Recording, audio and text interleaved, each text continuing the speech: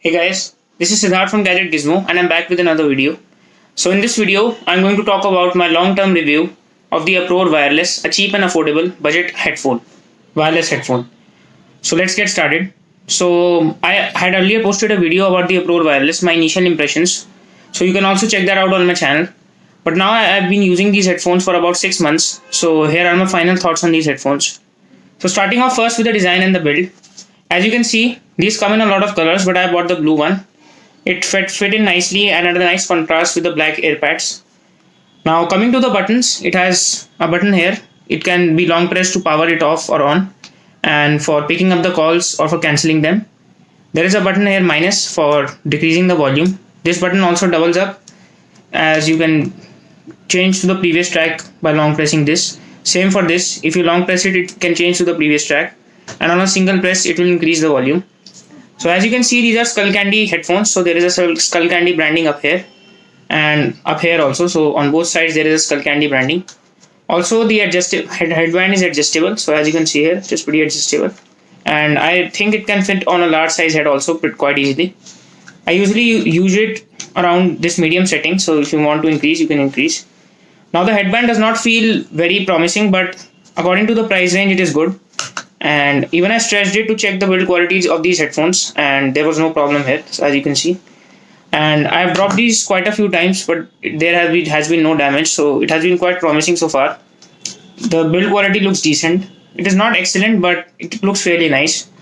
Now talking about the battery life of these headphones, when I purchased them, they could easily give me about 7 to 8 hours on 50% volume, and even today they are easily giving me 7 to 8 hours on 50% volume. So this battery life is on par with other headphones such as the Boat over-ear headphones, and which come at around 1500 rupees. These come in at around 2000 rupees. So I will compare them with this also. But both of these headphones have the same battery life. Now talking about the sound qualities of these headphones. So these headphones tend to sound a lot full than the Boat. They are a lot fuller than them, and they are richer and louder. So that is definitely a plus point. Although I feel that the bass on this one often muddles up the mid-range. So the highs are good and fairly decent, but the mid-range is often muddled by the bass.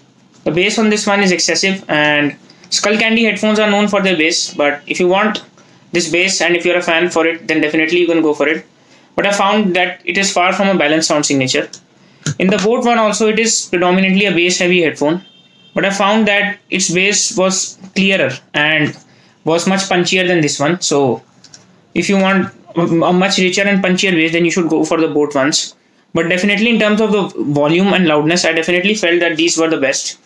These were the loudest headphones in this price range, and they often had bass which was unprecedented in this price range. So if you are a fan of the bass, then you should definitely consider it.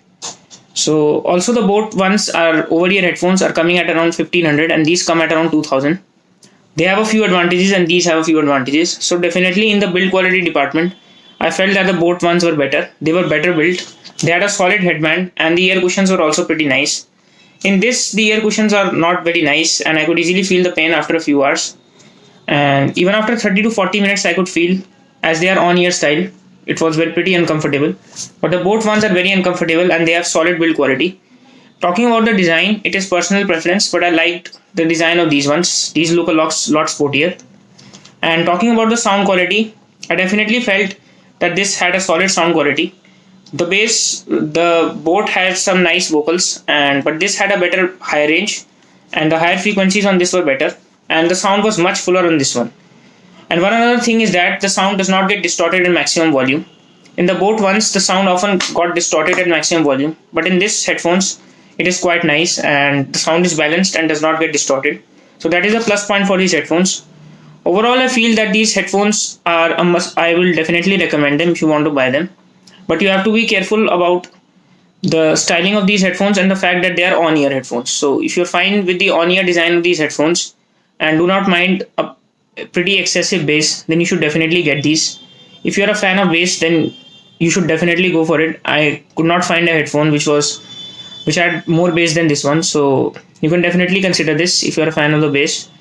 And this is all for the review of these headphones. I do hope that you find this video helpful. And if you do so, please consider subscribing to my channel and liking this video. This is Siddharth signing off. Hope to see you in the next one.